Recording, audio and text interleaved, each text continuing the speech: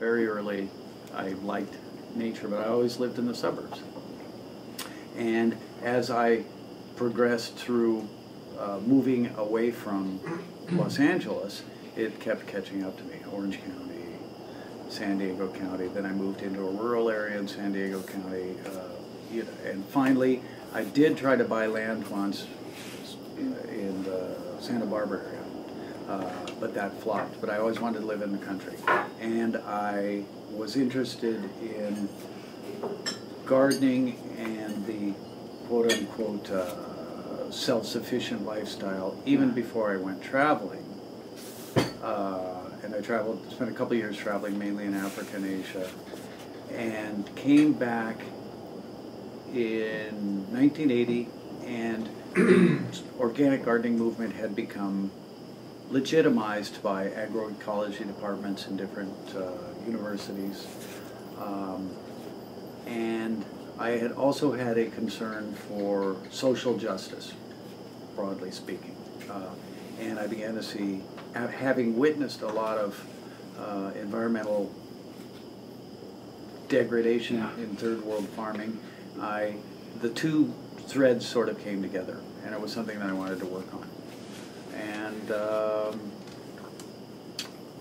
so that's mainly what I So you came down here? I came down here. And you've been... Thinking that I knew more than I knew. What was the vision that brought you two together to create what you're creating now? And what was it that... Well, we got our fingers in a lot of pies. Yeah. You know. But my interest was having a place where people could come and learn stuff related to permaculture, agriculture, sustainable agriculture, interesting stuff with the whole sort of gamut of applied ecology kinds of things, especially to the extent that they model approaches that can be duplicated by real people and not just by somebody can throw a ton of dough at it. Yeah. And a lot of times it's very hard, depending on how much support you have behind you, it's real hard to do something that's at all relevant to somebody who has to walk a half a mile to get his firewood, or a mile or 2 miles.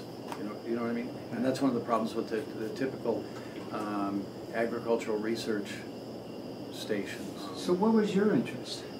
Yeah, in a similar way, I was interested in sort of finding ways to do smart things simply that would make a difference environmentally, economically. Except I was doing this already in Vermont, full time. And so this was a place, because of Lynette's family's connection here, that I could sort of figure out how to plug in and, in a sense, do it where it's more needed. I mean, Vermont has some needs, but it's not desperate, or it's not critical, or it's, it's just like a good thing. Right, the tomato scale. Yeah, right. So, I mean, honestly, Tom represented someone who was doing the hard work that I could sort of engage with and add what value I could add to support him to be more successful. So you were doing a lot of this work down here. He was doing it at El Centro Verde, Yeah. then he was beginning to extend it, and this really became the big demonstration of that. What we did was develop the land use plan and the erosion control, the water management, and the organic farm, these other components to it.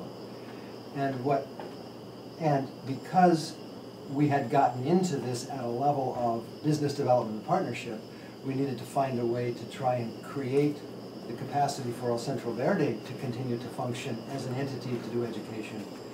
And we wanted to see if we could take some of the ideas that El Centro Verde tested that were proven here and reapply them in a more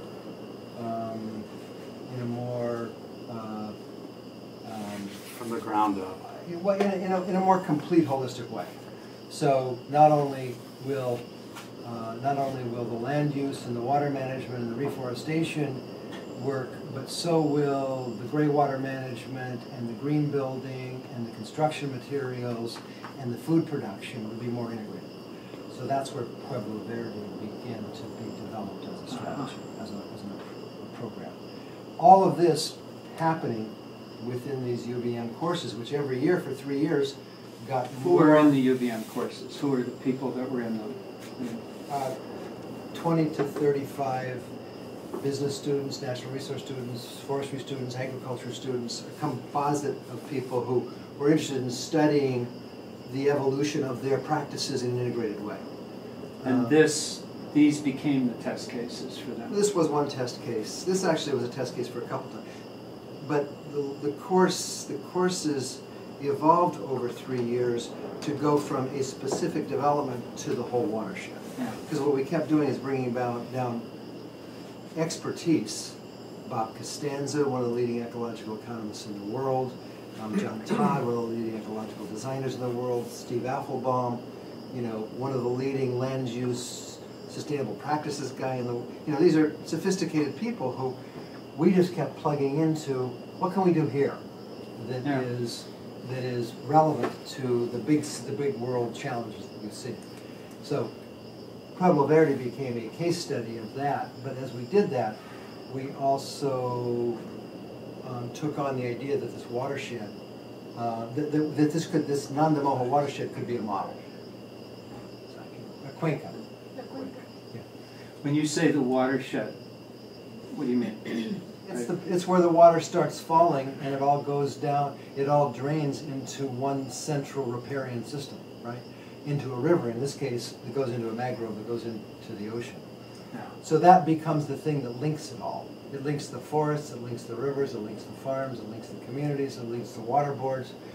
And here it's a much smaller scale than you guys are probably in the Mississippi watershed? We sure are. Oh, yeah. Yeah, okay, so I mean, here we're in one. Massive. The biggest, It's to huge. one of the smallest, right? I think it's the biggest in the world. Yeah, Yeah. It's really good, yeah. So one of the smallest. But yeah, we're in a real small one.